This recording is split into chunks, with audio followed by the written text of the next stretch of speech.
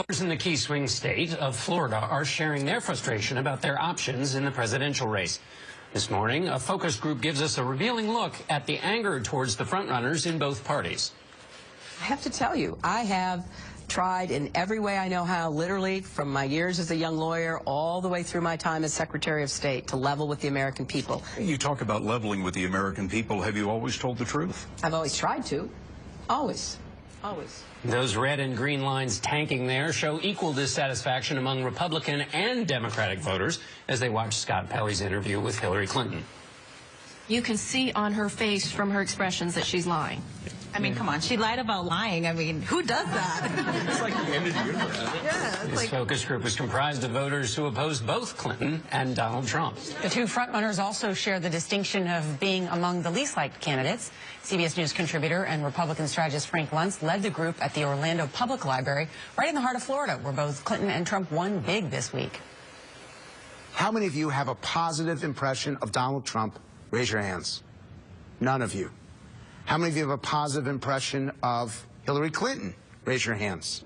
None of you. I would rather not vote than vote for either one of these candidates, and it pains me to say that because I feel it's my right as a member of this democratic society to be able to vote. But given those two candidates, I can't vote for either one of them. This is like a none of the above election.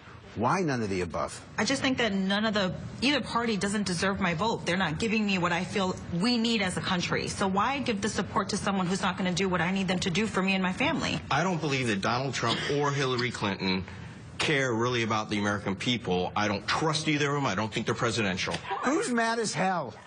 I mean, this is your country here.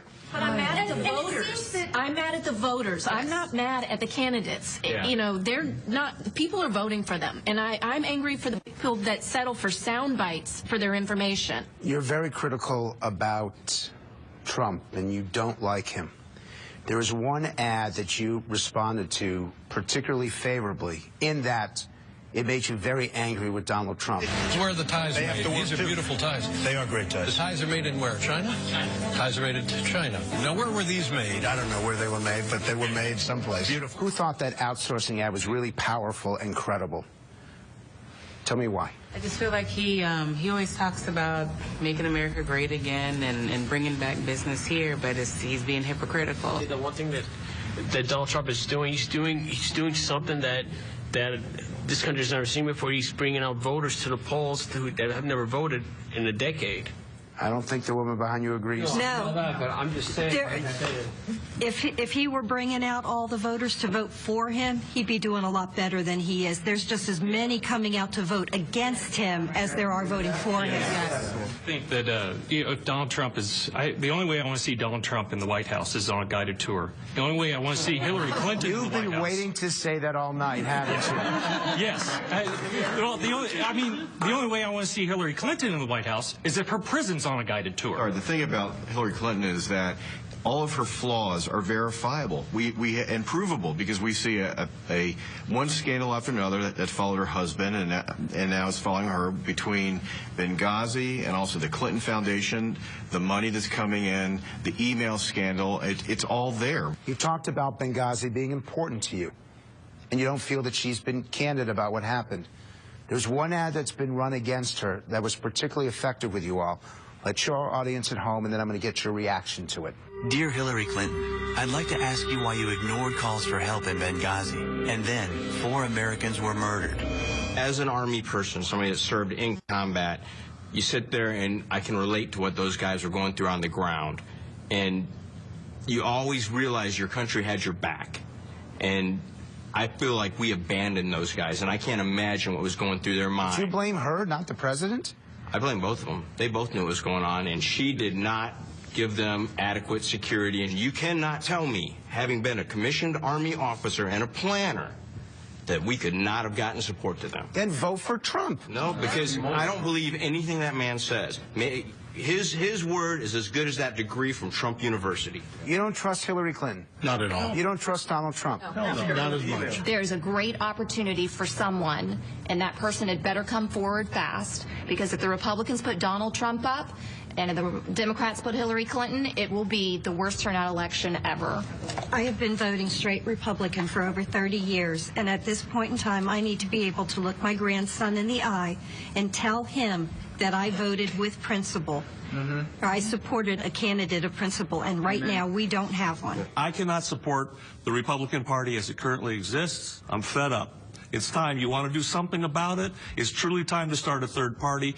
This election is gone. I will not vote for Hillary. I will not vote for Trump.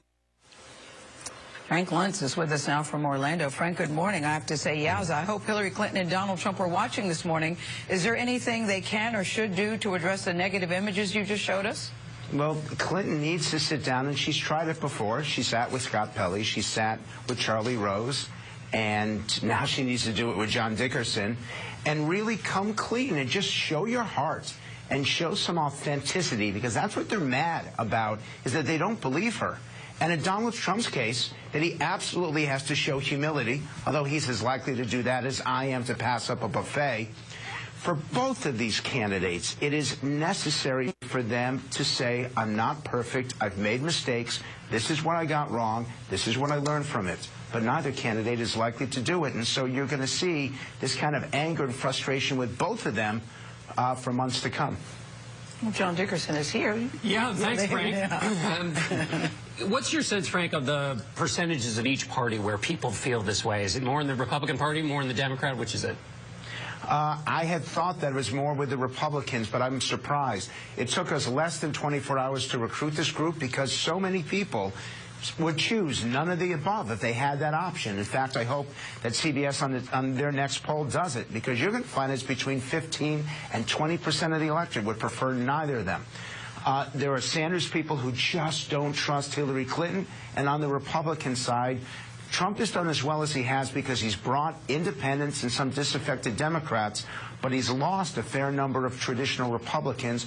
Both of them have problems within their own parties. All right, Frank Luntz, we'll have to end it there. Thank you very much. Thank you.